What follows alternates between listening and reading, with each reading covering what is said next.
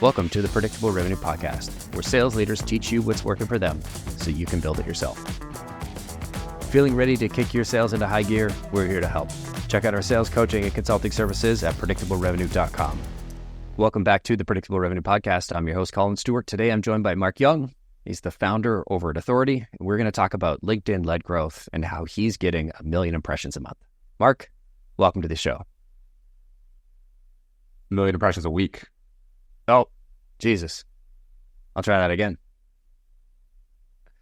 I even wrote a week and I just said it wrong. All right, here we go.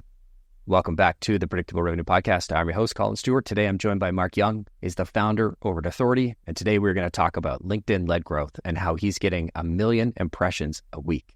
Mark, welcome to the show. Thanks for having me, Colin. I know you and I go way back. We're going to talk about some of the crazy hot sauce memories of how you and I met, and we'll get to that story, but appreciate you having me. Yeah.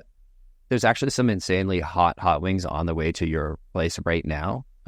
They may kill you. So my connection, I think, is breaking up. I don't know that we're going to be able to. So if you've listened to the podcast, for a while, you've probably heard me talk about Dooley, one of my favorite Salesforce note-taking tools. Mark and I met through Dooley when he was doing the Fire Talks and absolutely wrecked me with all about hot sauces and Da Bomb and the Scorpion. They're all still up in my fridge, and I bring them out whenever I have a friend over who I want to destroy. So thank you for that. It was an amazing experience. I did really enjoy it. Well, I think the best part, and it kind of speaks to like what marketing should do, is you and I hadn't caught up in what it was like 2 years almost.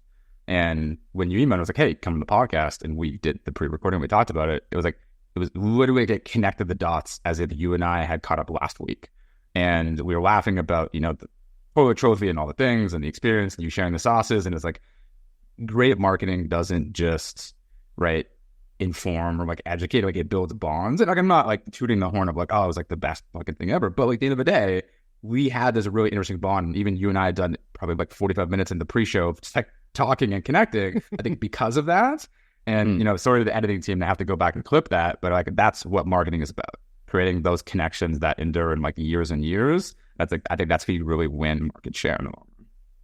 Totally. I find it's even harder to have that authentic, genuine connection now when it feels like so much of the content that is either produced for LinkedIn or YouTube or whatever is just geared for engagement, as opposed to I'm pandering to the algorithm as opposed to trying to create real content for my audience. And the big thing, and what I'd love to kind of go through is you can do both. And I think a lot of companies don't realize that you can do both. And very much, in the last, my Daniel Murray and I, my co-founder Authority, we've spent the last collectively decade together learning how to write great content that gets engagement on LinkedIn. And our whole motto is for you to become the authority, you first need attention. You could have the Michelangelo between the see more of your post, right? But if no one sees it and no one engages, it doesn't matter. It doesn't exist. From your side, the best sales enablement or collateral doesn't matter if it does not get used, right? The exact same analogy here. So you need to find a way to do both and bring your authentic voice and write audience first content, not company first content. So I'm pumped to talk about that, but I know we're going to do some stories and folks are hot sauce. What are you hooking me with? Actually give me the details. So yeah, tell me about origin. Yeah. So I'll give you guys kind of, early context for the folks that have kind of heard the story of Dooley. Dooley had been around for 4 or 5 years. It's a company that helps, improve your Salesforce hygiene, make Salesforce not suck for salespeople. And I came in as the first marketer. Company had been around a while, and we were about to raise an additional round. Company had a few months of cash left, and the pandemic hit. And all the investors that were sitting there were I don't think we're going to make any investment right now. Go figure it out. So I was basically told from our CEO, you have 4 months, no budget, no team, none of the things that you thought you were going to have to figure out how do we get our product in front of hundreds of thousands of salespeople. No pressure. Right. And one of the things that I found was you need to connect with the pains that your audience experience. And that type of connection, how we talked about in a real authentic way, is how you build connection. So I'll skip to the discovery and how we got there. But I realized that there were these B2B sales humor pages that existed on Facebook, Instagram, LinkedIn, and no brands were touching them. Do you know why? they saw it as, oh, this isn't like pixel perfect content. I don't want my brand associated with these meme pages. It's going to detract from my brand guidelines. And No way. I was like, no way. Like, I can use no budget, get in front of hundreds of thousands of people. And I built like a 3-step framework. And I actually just posted about it on LinkedIn. So if y'all want to take a look, this is May 2nd, we're recording. First thing you want to do is become what I call the Remora Godfather. It's a weird name, bear with me. So yeah, I see it. So the remora is a fish that latches onto sharks, and it basically lives and survives from all the hard work that a shark does. I promise I'm giving you the hot sauce, but like this will take you one go. So what I mean by remora is go find an existing media company or distribution engine that reaches your audience that already exists, that you know they have a great connection, they have channel model fit with their content, and they're reaching your audience. Then this is where the Godfather part comes in. You want to make them an offer so good that they can't refuse. Okay.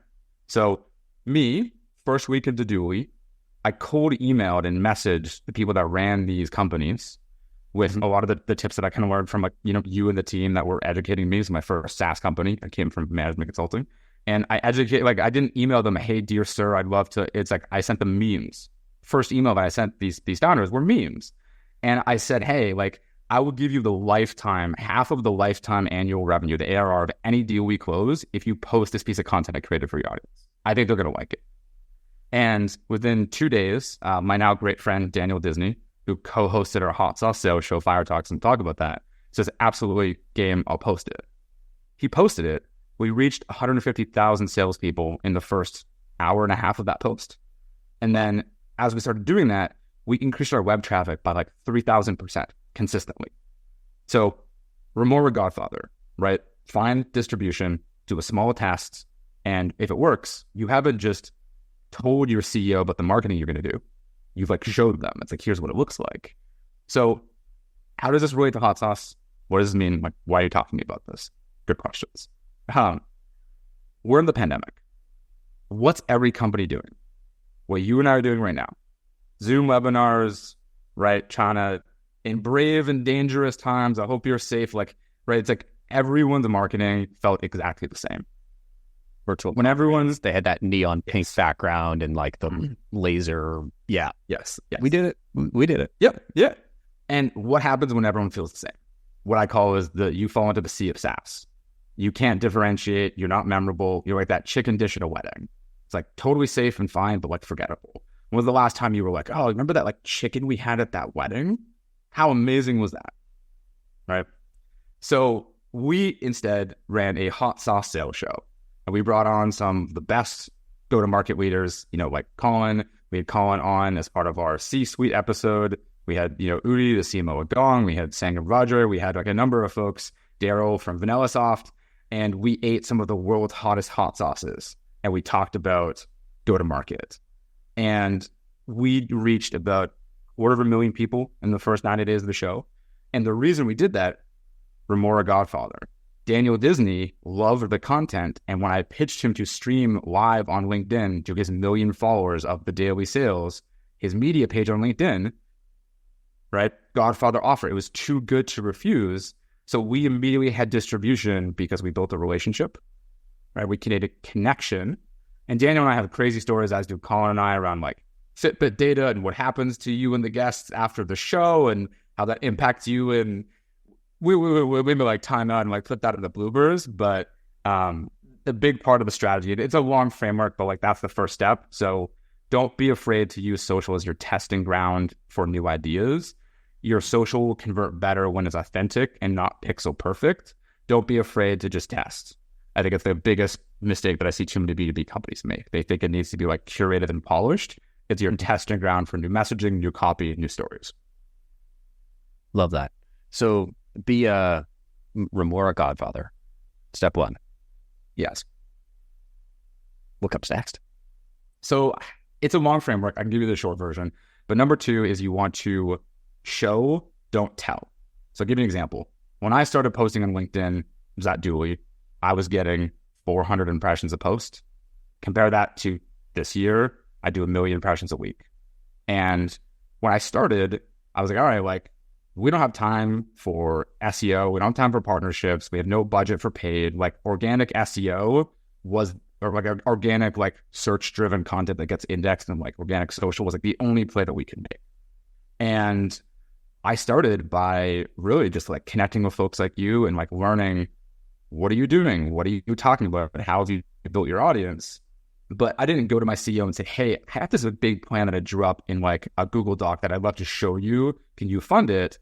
I went and I started posting, and I started getting engagement, connecting with other go-to-market leaders, talking about the problem, what I was trying to do, what we were solving at Dooley.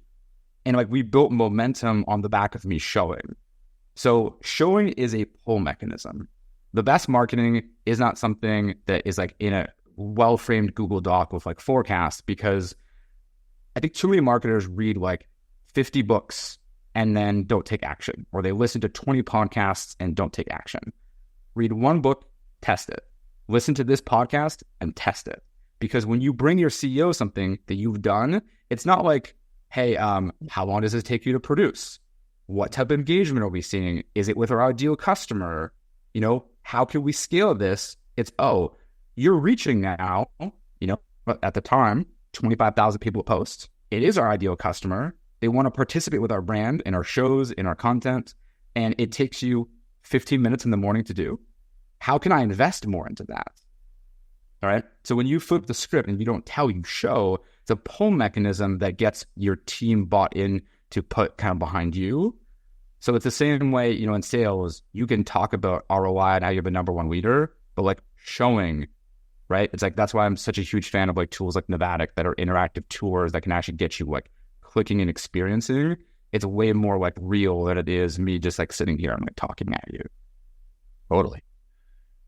Yeah. I think, and one of my favorite parts of organic social is it's not SEO. It doesn't take, every SEO person you talk to is like 6 to 12 months.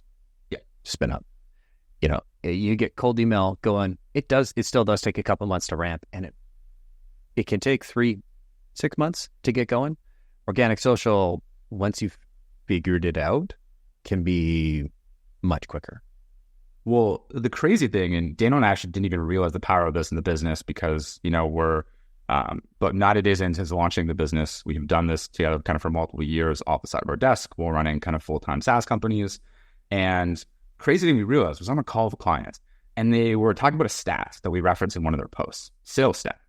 And they were like, oh, like, you know, what percentage of these like hires are failing in sales? And we were talking about the stat, and we're on the call, and they went to Google it. And what they realized, they had the pinned snippet on Google from the post that we did for them 2 weeks ago, getting 192 like 1,000 impressions every week for that search. And we looked and we're like, wait, like, what does Google look for? Social engagement is one of the key factors. And there's an image with their information, their branding, and what they solve for in that search. So what we realized is there's a crazy part of how organic search and like social search is actually becoming really important, especially with all the AI contact and sort of like programmatic SEO that's now kind of in a new layer. It's like, I think authenticity is going to win, and Google is going to start to rank like images and social content that get indexed well. So there's a huge power actually in very quick like SEO bumps that you can make from great social content that weren't necessarily true sort of as they were kind of years ago. And again, fascinating stuff. We're digging in and kind of seeing what we can do there, but I found that to be really interesting right now. I love that. So be the remora grandfather, show, don't tell. And then what's the last step? All right. So number 3, I think of most marketers, they think like, oh, we need budget. You know, we need like all of these things. Your creativity should do the heavy lifting, not your wallet. And I'm a big believer in fund your media arm yourself. So I'll give you an example. When we were at Dooley, the Chainsmokers came on to our funding announcement, and we were like, all right, everyone knows the Chainsmokers are the world's #1 highest paid DJs. They're the biggest EDM group. So we created the collaborative hot sauce label with the Chainsmokers based on their songs. And we did this whole kind of VIP promotion in Vegas, and we were going to build this series called Concerts Are for Closers, right? Like based on their song Closer. Yeah, grimace, I know, but funny. And we were going to put on this like epic conference. We were talking to tier 1 sponsors to put money behind it to a point where it could be like a cash flow positive asset. But even in Fire Talks, our hot sauce sales show. I had hundreds of companies lined up that wanted to sponsor, participate, and be a brand partner. I secured for us a few 6-figure sponsorship deals over free product that I didn't have to pay for, just to get people on the show and be brand partners. And we had a lot lined up, right, for it cost me $0, but I was getting a ton of value. And this is where it comes in. It's like, you can fund it yourself. You don't need $1 million budgets. You need an iPhone, you need creativity, and you need consistency. And this is one of my favorite recent examples. All right, Colin, how much ARR do you think Duolingo's taco truck does? It's a taco truck. Yeah. No, ARR in terms of like product sales. No, or like their taco trucks ARR. This is a taco truck that they do that teaches people Spanish. It's all in Spanish. You order tacos, and they have a taco truck. How much ARR do you think Duolingo's taco truck does? Oh man, I don't know. It's been around for like, $1 million. It did like 700,000. It's 700,000 in ARR, and it's on. You can see it. It's public. It's in there. It's actually in like their P&L. You can see it. And it says like in the line item, like this is, majority from our taco truck, Duo's Taqueria. This thing is on pace to do $1 million ARR, which is more than most early stage SaaS companies. And what does it do? Yeah. It sells tacos. Think about that. As a marketer, as a sales leader, can you sponsor a dinner? Can you host an event? Can you get people behind your media arm, your content, your personal brand, whatever it is? There's a million ways you can get money and trade what you have in your brand equity for new technology, for partnerships. Like, I'll give you an example that when I was at Sales Impact Academy, we were sort of go-to-market, almost like service and tech for SaaS teams. So we had a lot of customers, including Gong, and we had just signed, a number of like authors around like content that for go-to-market that we were doing. Gong had a very strategic investment in Dreamforce, and as did some of our partners. And they were hosting beautiful 6-figure dinners at like Whistle Bear. I might be getting the name wrong, but anyways, just like beautiful experience. And we said, hey, if we can collaborate with kind of what we're doing in Dreamforce with you, can we kind of piggyback on that experience and go like white label it together? They're like, absolutely. Bring the speakers, bring them to dinner. We'll do some book signings, and you can capitalize on our, 6-figure dinner and 7-figure investment at Dreamforce, right? Yeah. Remora, Godfather. We have this thing that your audience will value. Hey, we'd love to associate our brand. And what happened to our brand credibility? Like at that time, right? It was like here. So find the examples of where you can bring that like Remora, Godfather offer. And I've done this dozens of times in my career. It is the fastest way to prove something quickly without you having to invest in it yourself. And you can then benefit from the work of the shark before you actually invest more and then figure it out yourself. I love the idea. I think the biggest thing that I'm struggling with is in order to get something like that, where you're getting on stage, or not on stage at Dreamforce, but you're partnering with them at Dreamforce. They're sending you to $100,000 dinners, and you're not chipping in at all. The content's got to be fucking great. So like, how do you get there? How do you figure out what is the thing? What is the unmet need in the content market? How do you really produce something amazing? This is the biggest thing that I think B2B would be so much more successful if they stepped away from their B2B bubble and looked at direct to consumer, right? Just like so many other spaces they're doing this well. So much of B2B content is company and product focused, which speaks to the 3% of B2B buyers that are ready to buy today. And the reason is because there's so much pressure, there was so much VC funding, there was so much like forced triple, double style growth that made people be like, oh, we just have to capitalize and get people, in this compressed cycle. But 97% of B2B buyers are not ready to buy. You need to build affinity. You need to meet them where they are. And I'm a huge fan of Brian Balfour's model at Reforged, the 4 fits model. Check it out. I won't do disservice to his essay, but it talks about going beyond product market fit, channel model fit, essentially like your content in some cases of like, what are the more important parts? Like your content needs to fit the channel that it's on. And the same reason why like our meme acquisition, what we named our like social memes or strategy, it's tapped into like, we one call close deals from Instagram memes. Like we literally like that was because we met the buyers where they were of a pain that they were feeling, right? Stop your sales force suffering. Don't be the CRM police. Spend your one-on-ones coaching your reps so you actually can understand your forecast and get back to selling, right? Like that in a meme, spoke to a VP sales, sales manager, or leader. It's like, fuck yeah, like, I don't want to be the CRM police and like coming at you in my one-on-ones and be like, why are there no next steps? I want to be coaching you and working with you. And like, that's how we're going to win. So it's like, we were able to very quickly hit the social and emotional pains in a way where it was like, we didn't just like take our webinar and promote it on these meme pages. We created memes because that's what the audience expected to see. There was channel like content fit there, right? The content fit the channel, it fit the audience's expectations. And when you come back to B2B, this is the problem. B2B content, so many cases, I see it even from like multi-billion dollar brands, is company first. It starts with we. We just announced X funding. We just won X award. We are the number one leader in blah, blah, blah. Do you know what's missing? It's not audience first. It's not you content. It's you can be so happy that we now will answer the phone in 3 rings instead of 5 minutes because we secured funding, so we're adding 10 new customer experience reps to make sure that you can get back to doing what you do, right? Like I wrote a whole post about this with 3 examples, and I can kind of link it in the show notes later, but it was like, you need to write for your audience, not about your product, not about what you're doing. It needs to be what values they want, right? Like you convey how you show up as a brand, your brand values, and the value of your content. And again, there's a ton of tactics we'll talk about later for like writing compelling content. But the very first thing is like, you need to stop talking about we and you just start focusing on like you, which is the audience. I love that.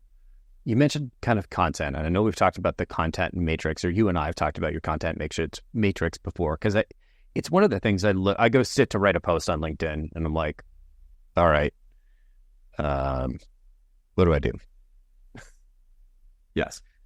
Help me get out of break that kind of, yes, like the blank page syndrome. Yeah, and you're not alone. There are, dozens of founders and sort of companies and go-to-market leaders that we're helping out today with the exact same problem, which is 1, either like I'm too busy. 2, I don't know what I should be writing about. And 3, if I do write something, it's like, how do I actually write content that's going to get attention? When I spend an hour writing a post and it gets 3,000 impressions, I feel like I've wasted my time, right? And so it sounds like you're not alone. LinkedIn has specifically actually reduced organic reach by close to 57% this year. Why? Because they rolled out a new service that lets you do thought leadership ads to promote anyone's organic content. LinkedIn is a business. They want to generate more revenue. They are now making you pay for the impressions that were previously easier to get. So everyone's seeing that compression unless you know how to win. So here's why we build kind of this content matrix and this framework. It's really simple. Most leaders think that every day they need to be original. Something new, something to talk about. Wrong. You want to pick one topic, specifically like one word, one thing that you are known for, that your audience, when they hear it, they think like, yes, that is Colin, right? So in this case, I would say predictable revenue, right? Okay, what does that mean? It's like something that is consistent, that is predictable, that you can forecast. That should be the only thing that you ever talk about. That's like what we call the mantra. And the mantra can be like a one-word saying, it can be a sentence, right? But it's like, real growth is not like this. It is predictable to a point where I can tell you 18 months, 36 months, 48 months, what that looks like, right? The same reason why we flipped from VC, capital was free, and now this new world focused on profitability, predictability, right? That's the world that we always should have lived in, right? So like, that's your mantra, whatever that is, and I might be poorly paraphrasing it, but like, that's the one thing you should be known for. Then think about your audience. What pains do they experience? What do they care about? Think about the one audience that you serve. And if you have like a dual-sided motion of more of like product-led sales, where you speak to like salespeople and give them tactical advice so they can bring that framework internally, but also VPs of sales, CEOs, the leaders who actually like buy what you guys are doing, you then say, okay, what are my 3 supporting pillars that ladder up to this? And we usually like to combine this with the question, if you could take any message that relates to that audience and what you're talking about and put it on every single media outlet around the world overnight, right? The hill that you would die on, right? The thing that you think most companies do poorly, that you believe in, that'd be your one message. Ours, you need audience first content, not company first, which was a framing and a phrase that I originally got from, my really good friend, James Carberry. He's great. Give him a follow. That is sort of ours. So if you think about that, right, like what is that for you? And each supporting pillar should ladder up to that why in your bigger story. Then Within that matrix, you have about 10 different types of content that you can produce in any of those intersections. So one could be very tactical that does one of these 5 things: educate me, challenge me, entertain me, motivate or inspire me. And then there's a ton of different mixes, but like, we have all of these 10 different columns based on like, what is the pain point you're trying to solve for? What is the persona? How does it ladder up to my key message? And what am I trying to do here? For every one post, it should accomplish one thing for one audience and always tie back to your mantra and your one topic. All right. So one of the most important things now is you understand the one thing you want to be known for. You should be original only when you're testing new ideas, but 95% you should be repetitive. What is the one thing I want to be known for? How do I bring that back? Each supporting pillar should hit that point. So think of the rule of 1. You have one post that's really speaking to one audience, right? That's hitting one key point that ladders up to what you want to be known for. And you should think about, what is this post trying to do, right? If I make a meme, my only goal is to entertain people. Sometimes I might throw something in that's like, hey, entertain and educate. But I typically pick one thing that I'm trying to do, and I go all in on what that is. As you get more advanced in your content, you can layer in more. The same way you and I were talking about, kickboxing or Muay Thai. It's like, yes, you can throw a combo, but you might end up with a concussion if you do it badly, right? So think through really what the fundamentals are first. And a lot of people miss, and you told me, it's like, how do I be authentic with my content? How do I show up and like really be me and not just like, like we were talking about the early days of the podcast, right? It's like, how do I minimize my talk time, bring up my personality, but also like make it feel real? It's not easy. The best tip that I have for you all, think about one emotion. Comes back to the rule of 1. What is the one emotion you want to convey in this post? So let me bring it back to Dooley for an example. Okay. You're an account executive, and this probably happened to you, and many times this like feeling of like, oh, fuck. Like that email, RE, please update Salesforce, that you get at 4:57 p.m. on a Friday when you're like packing your bag and about to go out the door. Like that feeling, that moment, do you feel how that's like crunchy? Like you can physically take yourself back to that moment, right? The emotion that I'm going for there is like empathy. I see you, right? I'm trying to relive that feeling, that pain, that like, oh shit, right? That emotion, every one of your posts should bring in one emotion. It can be, anything on the spectrum. And as you get better, you can Google like wheel of emotion, and you can think about a story where you felt that emotion. And now, is it adding value to your audience? And is it solving one of their problems? So one of the best ways to do it is basically, Dave Kennett kind of taught me this, of like open questions and like, running through people. Get 2 people in a room and go look at your content matrices together and say, what are the stories you have that connect to this problem and an emotion? Have someone randomly spin the wheel and pick an emotion. And you think of the stories of when you felt that emotion and that experience and that problem. Like, oh shit, I'm walking into a board meeting next week, not confident in my forecast, behind on our number. How are you feeling right now? That emotion, bottle it. Your stories, your words, they should be crunchy. They should explain. They should take you to that moment, right? That's what you want to evoke in your content. It's not here's how to prepare for a board meeting. It was 9:57 p.m. I had a board meeting at 6 a.m. the next day, and we were 67% to our number. I was not confident in our forecast. You feel the fear. You feel that anticipation. You're there with me. You've hooked me, right? That's a how I story, and it's emotionally charged based on how I lived it. But we actually landed at exactly 107% to target the next morning because of A, B, and C. Here's how we did it. Here's the 3 things you can take away that will help you do that. And P.S., in your board meeting, don't do X, do Y. If you were a VP of sales and you had that experience coming up in 30 days for your next quarter, you bet your ass are going to pay attention. But had I just been like, how to prepare for your board meeting, here's how to, right? It's not how you, it's not emotional, it's not specific. That's how you connect. And again, it's a very long-winded version of like the much, much longer version that we teach about this. But like you need to bring that storytelling aspect in of how I, with that emotion, rule of 1. Lots more to go in there, but I'll pause. No, that really connected for me. It reminded me of a call I had yesterday where I went on a bit of a tangent. I was talking to another founder, and he's a subscriber on the. I read a Founders Edition newsletter, predictable revenue. It's like just for founder stuff, and like I'm sharing stuff in there that's like it kind of hurts a little bit to share because I had some pretty cool opportunities in front of me. Some went fairly well, and we fucked up like the biggest opportunity. And so I'm trying to share like this is what we did, this is what we screwed up. Yeah. And I've been writing a book about it, and it's really hard to get the emotion. But what I've been finding is my hack is I'm writing the newsletter for founders, and that's my genesis of all the content. But I haven't been incorporating, I've been trying to share, but I haven't been incorporating the emotion into it. Mm-hmm. And when I was on the call yesterday, what resonated was I went on a bit of a tangent, and I shared a story about how I fucked something up. And I was like, I feel like this guy's just thinking, man, I'm telling you that this is where you are, and this is why you suck, and like this is a real backhanded win. I'm like, hey, I might be oversharing. Like, did this resonate? And he took like a deep breath, one of those like, need a minute to adjust. But he's like, yeah, this resonates really hard. And I'm like, that's kind of the feeling. Yes. I can convey it with words on a 6-7 minute tangent, but it's very hard to, hard to get it into text. So 3 tips for this that took me years to figure out that I fucked up so many times. Number 1, voice to text is your friend. The amount of times that I have my Google Docs or just like my Mac, write like you talk.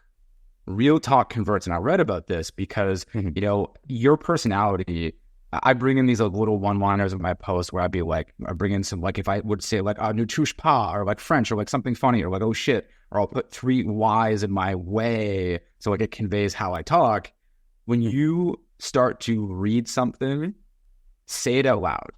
The amount of times in a cold email you would never actually say that, then don't send it. If you wouldn't say it, don't send it. If you wouldn't say it, don't post it. So it's like, number 1, use voice to text. Number 2, and this is like more applicable on calls, I think you and I both know this from the data, you build better rapport and run better discovery when you listen more than you talk. And one of the best things you can do, learn from Severus Snape and Harry Potter, take strategic pauses. One of the best things you could do from psychology, if you're asking a question, you don't get the answer, look them in the eyes and wait 2 seconds. No one likes uncomfortable science. Right? That was awkward for both of us. But you will get the last 10 or 15% from that moment of waiting. And the same is true in your content, which is kind of point 3, the tactical tip. Add room to breathe. If you look at any of my content, it's very specifically structured visually to be entertaining. All of the line breaks are maximized to only hit mobile, so it's easy to scan and read. Psychologically, we read in an F pattern. It's the same reason why you read in a very specific order. And when text goes from longer to shorter, kind of like this framing, it tricks your brain into thinking that it's getting easier, like going downhill when you're skiing, and it keeps you bought in for longer. So the formatting of how you write, and you'll notice in a lot of my posts, I have 2 or 3 lines between a moment, and I might even call it an emotion. I might put 2 asterisks and like, bear with me, please, intermission, or like, oh shit, like here's like what I didn't expect. And I'm bringing that pause in a way that I would convey it in a story in my writing. You can see it. Every single format looks like this. It's up or it's down. There's a pause, there's a break. So your content, in the same way, those like crunchy words that make you feel, like, when you hear styrofoam getting like crinkled and like it makes you like feel that way, your content can bring it on motion with better crunchy words. And one of the best tips, I forget the exact name, but my friend Nathan runs a great newsletter on like storytelling. And his tip is go take fiction books from authors. There's a tool that does it, and I can't forget the name. And you copy what they write. So you literally take their first page and you just type it up. And by you typing their words, it teaches you how some of the best authors write crunchy words, emotion, character breaks, pauses. The amount of things that I've stolen from like great fiction, right? Oscar Wilde, let's say, bringing like satire, you'll learn so much more from writing. You hear I said so much more? I would write that as SOOO in my posts, not capital so more colon. Now, another quick tip for you is get rid of your commas. You should be writing for conversion, not writing for perfect grammar. Commas are the enemy. You should write short, choppy copy, same way your lines should be broken up, because we are meant to scan. Executives live in bullet points. If you sent them a 900-word email, they probably sent you thanks and didn't read it. But if you sent, here's the TLDR, the executive summary. If you only take away one thing, it's this, and the 3 bullets, yeah, they're going to read it. Same is true with your content, and that's why hooks matter, and I will talk about that. But I get charged about this shit because it's like, Love it. good content, you can feel how much someone cares that they put into it versus like, here's GPT summary of how you can do blah, blah, blah. And like, that's the difference of like winning in B2B and losing. Totally. I think you said earlier, it doesn't matter if you write the best piece of content if nobody reads it. And in the posts or in the feed, shit moves so quickly. So I imagine the first couple lines or the first line has got to be the most important. It is the email subject line and the mobile preview of the LinkedIn. So talk to me about how do you maximize your chance of stopping the scroll? Do you want me to show an example and like go through some of my posts, do this, and we can kind of do it so the reader has like something to follow along and we can talk about it for the podcast, but the video, or do you want me to just kind of talk through it? What's easier? Let's talk through it for now because most people consume audio. It then. So if you look at any of my content, there's the first thing you're going to see. I use these 800 by 999 pixel images in all of my posts that are super high contrast, and I take the simplest form of the message in the image of the post, the simplest form of the message, and I have my name, what I do, a little bit of light branding, our typography. Again, we've built our entire business in like Canva. It's been very lightweight. It's not like professionally branded, but it's like if we waited for perfect design, doesn't matter, right? I'm still getting the results that we're doing with content. We've scaled up the business very fast. So it's like, but there's a reason. If I were to think of your LinkedIn posts that are just text posts, right? Look at what most mobile devices are like. Most mobile devices, if you're just running text in LinkedIn, it's like more than almost like 2/3 of people consume content on LinkedIn on mobile. When you're running a text post, all it shows you your first 2 lines. So imagine this.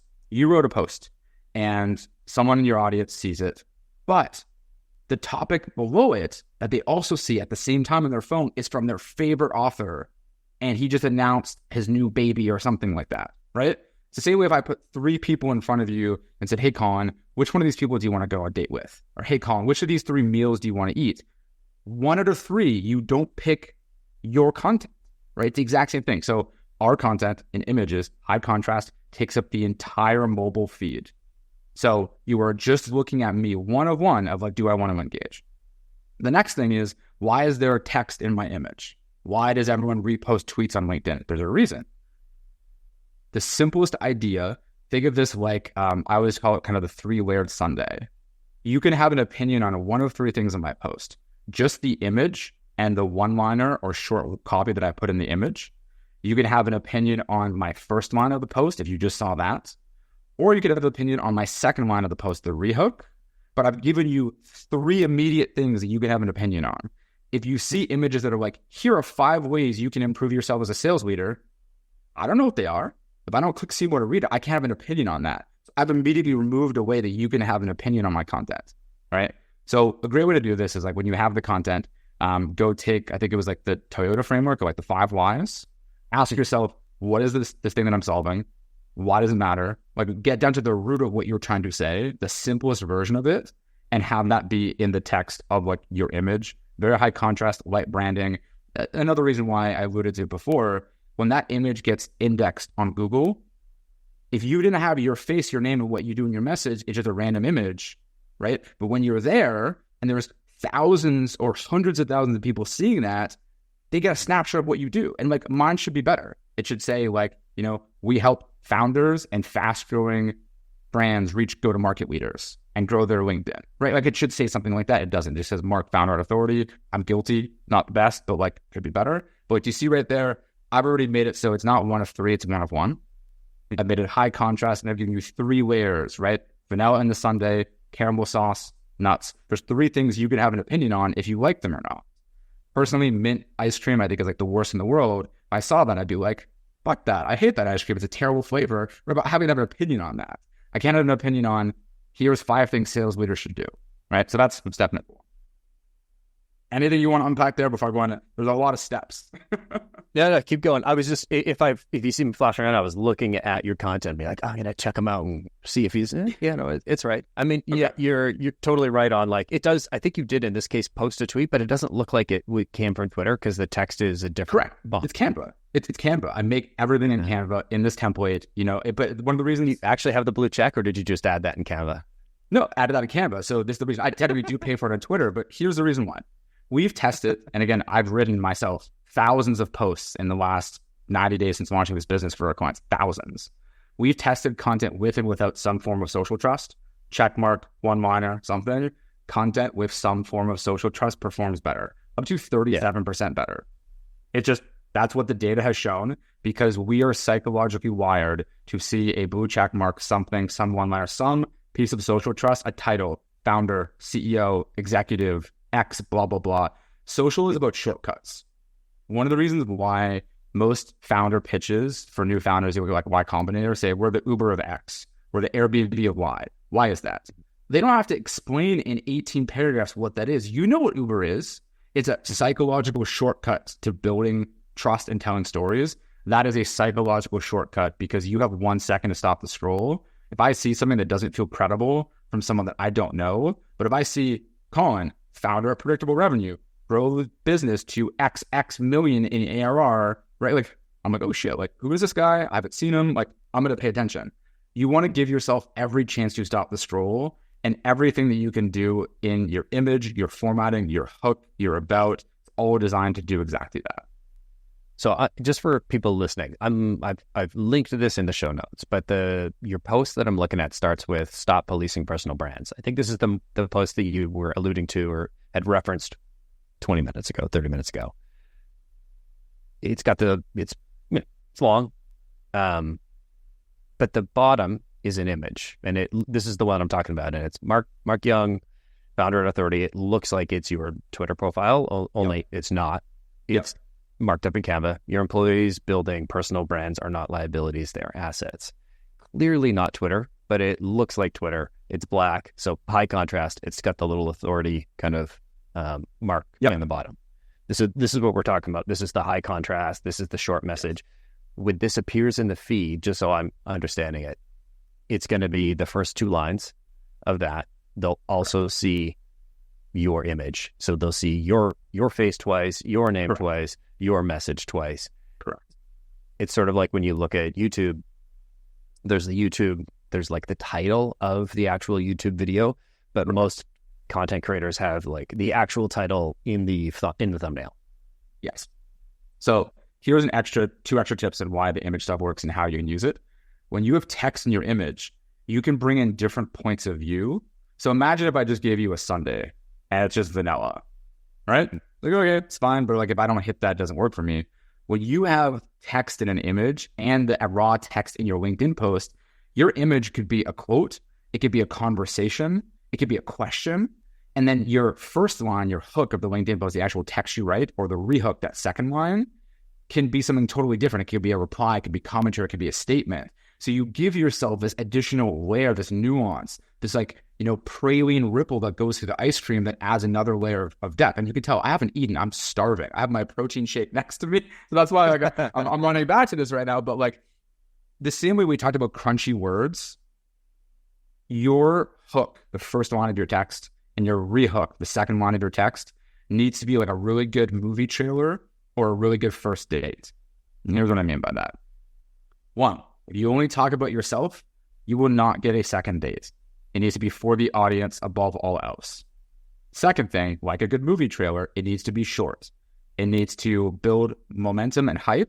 There should be some curiosity about what's in the movie, because if you told me everything, why do I need to click see more? Why do I need to see the movie, right? And it should have really high contrast between that first line and that second line, using power words that evoke an emotion that feel crunchy, that you can feel. So what I mean by that, one of a post that I wrote a few weeks ago says, marketing is one of the hardest professions that looks easy. This is dangerous. Why? Think about that for a second, right? There's super high contrast between that first of like easy and hard. So there's immediate to that. And one of the great things you can do in copywriting is play on this technique. So if I said, hey, I'm too poor to go on vacation, that's a shitty headline. But if I said, I want to go to Bora Bora, but I'm pura, that's funny because I've used like a rhetorical device to get your attention and hook you, right? The same way, it's like you want to create contrast using good, bad, right? Negative, positive, yes, no, hard, easy, like whatever the forms of contrast, but think of contrast as the king of what's going to get attention.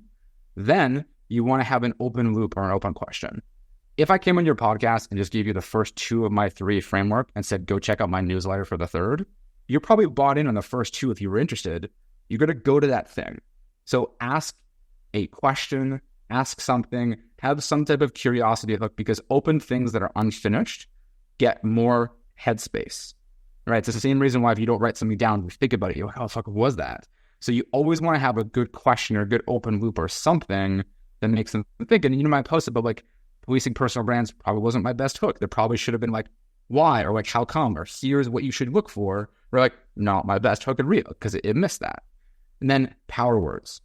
Dangerous. Why is it dangerous? What are you talking about? Right? It's like, find some way, but don't clickbait it. It can't be clickbait. If you're like, I was on the way to work and I saw this homeless person, and then here's the story of how, and then please buy my SaaS product. Do not do that. So many people think it's like, it's actually a technique that even the US government uses on Instagram, and what they've called is the Venus flytrap technique. As opposed to them trying to educate the American public about really complex, meaty topics, they use memes and like very simple attention-grabbing things to get people to stop and pay attention. It's kind of like that, like timeshare pitch that you're forced to go to get like a better deal at the resort. Mm-hmm. But if you do it in a funny, compelling way that brings sarcasm and humor and connects to your audience, they don't see it as an interruption. They welcome it to their feed and it's fun for them. So the rule of like Rehooked is like, make it like a movie trailer. Make it like a good first date. It's not about you. It's about your audience. Get to know them. Ask a really good question and have an open loop. Have it compelling enough where it's like, it's charged with power words. It's charged with contrast. Like if I said to you, dripping with contrast, you could probably picture that. But if I said, hey, make sure that like these things, like one is kind of like A, one is like Z, you don't feel that, right? Like a very, very big difference. You should also write like you talk, like I said before. If you wouldn't say it, don't write it. And it needs to bring in your voice. It needs to bring in your euphemisms, your short forms, your language, your lingo. Bring in asterisks, bring in sounds, bring in things that like a movie script would be in there. Put those in pauses, make me feel something when I read it. All of those techniques, and there's a ton more that we talk about, but like those are the difference between you reaching and connecting with your audience versus someone just scrolling past you and you never get seen. I'm going to have to go back to this through this episode and like just to take notes, because I'm resisting the urge to jump down and just start taking notes and then lose track of the episode. Good news. I'm building this into a full course that we're going to be offering for free to teach people these fundamentals of what we do. It just, again, on the roadmap of what we're building, because I think it's like B2B will be a better place with this. So future state, I'd say probably in like 90 to 120 days in our next quarter, I'll have this available. So if anyone listening wants it, just go give me a follow, Mark P. Jung on LinkedIn, and I'll have it available as a pinned resource on my page for you to get like my full version with like a video, examples, and like talking through how we do this. Cool. That's great, man. And when it does come out, if you want to throw it our way, I'll link it in the show notes here. So if you happen to be listening in, say, July of this year, and Mark got his shit together, then yes, it should be. yeah. No promise. It's on the roadmap. But I really believe in it, and I think it took me years and years to learn, and I'm still learning and getting better. But I see the difference in the pipeline we create for our clients, in the engagement of the content, in their growth of newsletters, assets, other things, like a massive fun. You said something in our pre-interview that kind of resonated a little bit there, which was you've touched on it a little bit, but you said most founders talk about how to and not how you. Can you tell me about? Help me understand that. Okay, think about the world we live in today. Everyone has access to GPT, Claude, all of these types of AI. It's very easy to write content. I can say, hey, here is my customer profile. I can draw my matrix into GPT, and I can say, give me 50 ideas of pains that my customers experience and how to solve them.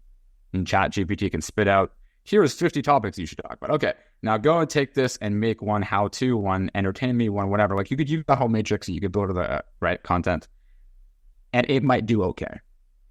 what is the challenge and like where are you going to win with your content? In a world where any AI can create how-to content, you, Colin, are the only person in the world that can share your how-you stories, right? The same way that you and I talk about, kickboxing and concussions and allergies and immunology and all this shit. It's like, those are stories that only you have. No GPT can make that. No AI can make that. In a world that is becoming increasingly commoditized through the power of AI, authenticity will win in content. And I'm a big believer that how-to content is going to become commodity content as it is already, because anyone has instant access to this at their fingertips, right? AI solves that problem, and generative AI will continue to get better, right? You need to become the authority with your stories and you, which comes back to how you bring in the feelings you had, because that's how you connect on that social and emotional level. You need to bring in, right, here's what I did, and oh fuck, did it not work? And here's what I learned. And if I go back, here's what I would do, right? No AI can ever generate that. It's you. And as a founder, if you only take away one thing from this episode, start just sharing the how you stories, the how your team stories, because it's the biggest unlock, and you can find it in your writing, right? It should speak to, hey, here's the experience I had, felt A, B, and C, and here's what you can benefit from. Write you for your audience, and try to think about that emotion and what you were feeling, like that like place that you were at in your life. And that's why I love walking and talking with my voice to text, because it lets me like not get into my head of like writing while I'm doing it. I just kind of like dump it in, and then I read it, like reformat it and type it up, and write it in that perspective of you for that audience. Think about that person. I think about Mark, first head of marketing, tech company, pandemic, scared, 4 months of cash. Oh shit, I left my career. What am I going to do? Here's what I did. Here's what you can benefit from my learning, fucking this up 50 times. So you have to do it once. And I bring in those feelings. It connects with like me and a person who's reading that, who's feeling that in the moment, in a way better way than just being like, here's some bullets and some numbers. So there's a lot behind that, but like I really do feel like that is the difference between winning B2B content, because it's human, it's real, it's authentic, it connects you. Totally. I really want to turn this conversation into an 8-hour course where we just keep going, but time constraints, you got to get to that protein shake. And I got another podcast to record in 15. Okay, goodbye. I never double stack myself like this. I always leave like half an hour between, and I try not to do 2 in a day, but it's just been, one of those weeks where I've got a lot of interesting people I want to talk to, and I didn't want to wait. And so I want to get to profile optimization, and then some like quick tips on some rapid fire stuff. So talk to me quickly about profile. Mine's probably dog shit. We can maybe do something later where we can go and look at it, and you could rip me apart. But what are the big pieces that we need to think about if we're trying to make our profile better?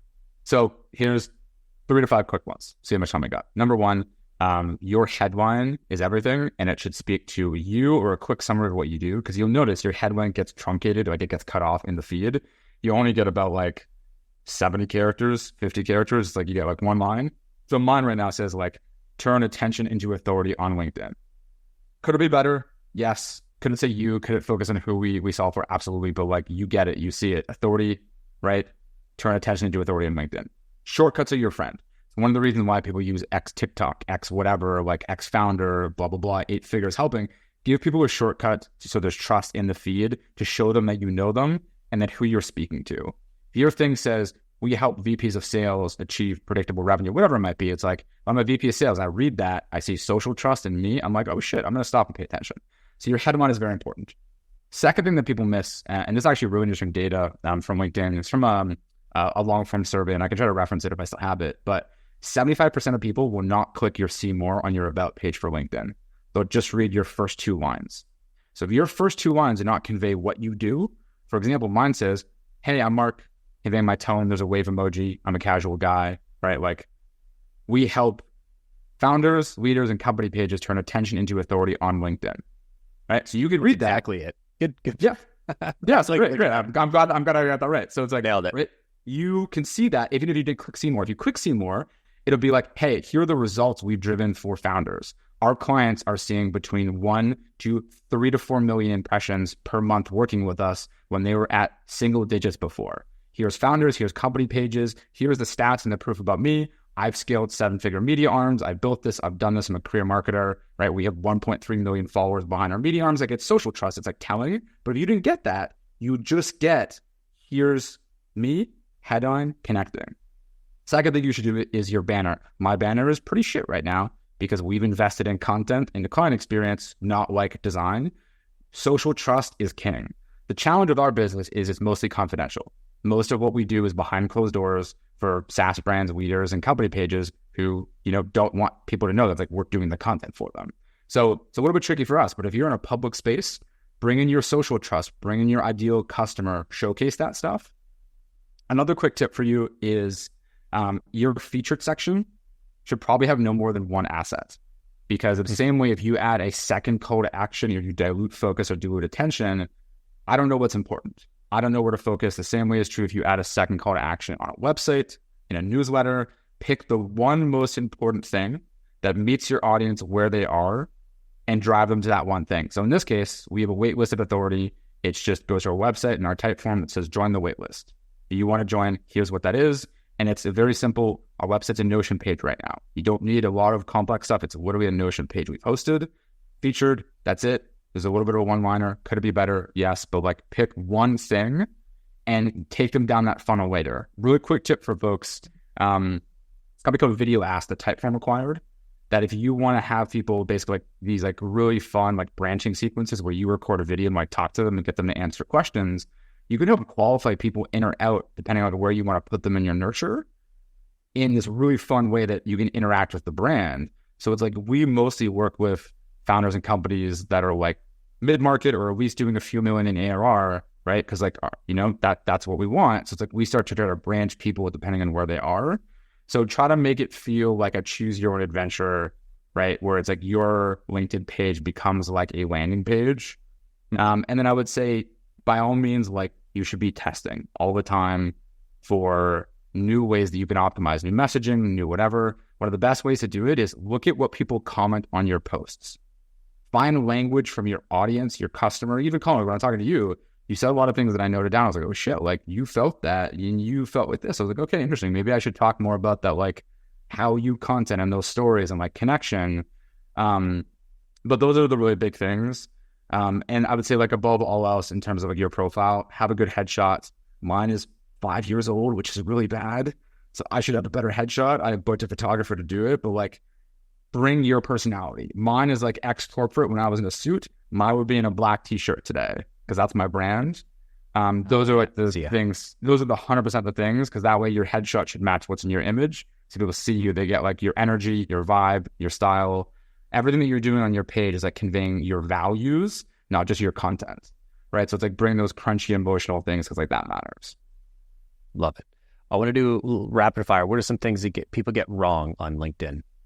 They put a link in the comments, which thinking that it doesn't work. LinkedIn has caught that years ago. It actually kills the engagement in your post. What you should do instead is you can't edit your post. You can edit your post as many times as you want now, but you can't edit more than 15% of the characters on your post. So what you do is you take a high-performing topic or something that relates to that topic, you post about it. Within 15 minutes of that post being live, you can edit that post and add a link. As long as you have it edited within more than 15% of your total character count of that post, and you can put it as the second line, the rehook of your post, or at the bottom of the post, it will drive way more qualified traffic to where you're trying to get them than a link in the comment. Linked in the comment is seen as spammy behavior. Another thing people get wrong is they think that if they go and take all of their pages and like upvote a comment, that it'll rank it. Wrong. LinkedIn has seen that. People game it to try to get more link-driven traffic. It's actually going to kill that comment and make it not relevant. Don't do that. I'd say there's a ton that we have to do, but I'm looking at my time with the other podcasts. I would say those are two good ones. But yeah, be consistent. Don't like just go buck wild and post it 80 different times. Like being consistent is more important than trying to game the system, because consistency builds habit loops with your audience of them showing up, knowing how to expect you. Like my friend Justin Welsh, he posts every single day at the exact same time on the minute. His is pre-scheduled, which he can do because he has a big following, but typically you want to post yourself manually. I've just done it. That drives better results. Got to the data's out on that one, but like just at least for me, because it lets me do another edit. bring the emotion? I run my checklist. Does it you? Is it emotional? Can I feel it? Would I say it? Like, what tweaks can I make? I made tons of tweaks this morning to a lot of content because I was like, oh shit, like that could be better. This could be better. It gives you a moment to like edit yourself with a different headspace. So I find that to be a really good tip.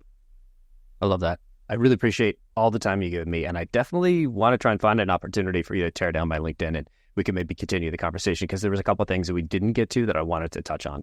But you shared so much. I've got your LinkedIn in the show notes. If people are trying to want to learn from you, they want to hire you, they want to buy from you, what's the best way for them to get in touch? Yeah, definitely shoot me a connect on LinkedIn, Mark P. Young. You can check us out at authorityb2b.com and you can email me at mark@authorityb2b.com. B2 is in the number, B, get it, super easy. Again, we do have a wait list. We're opening it up again in April. So depending on your reading this when it comes out, maybe open at a time. We're kind of scaling up capacity. But yeah, I mean, LinkedIn is a love I have for LinkedIn. And it's like crazy of how just like I want to nerd out on this stuff. So dude, anytime you want to run it back, I'll be happy to do it. And yeah, excited to come to the studio and even have you on, the new podcast and run that mini series. I think it's gonna be sick. That'd be awesome. I'm looking forward to it. Yeah, and I might try and find another arm, another mic. We can maybe sit here in person and do one because that'd be yeah. I haven't done that in this setup before. I think it'd be really fun. Sign me up. Let's make it happen. We can bond over allergy. Totally. Yeah. Allergy, and I still got some hot sauce, so I'll return the favor. Oh, I was like waiting for this moment for someone to get me back, and I was like, oh man, it's gonna happen at some point. And my ulcers right now are not gonna be stoked by that, but I will rise to the challenge. Gee, I wonder where they came from. Yeah. Maybe I should just get some workers' comp for that. Yeah, maybe. All right, Mark. Thanks so much for coming on the show, man. This is awesome. Appreciate you calling. Talk soon, man. Thanks everybody for listening. We'll catch y'all next week.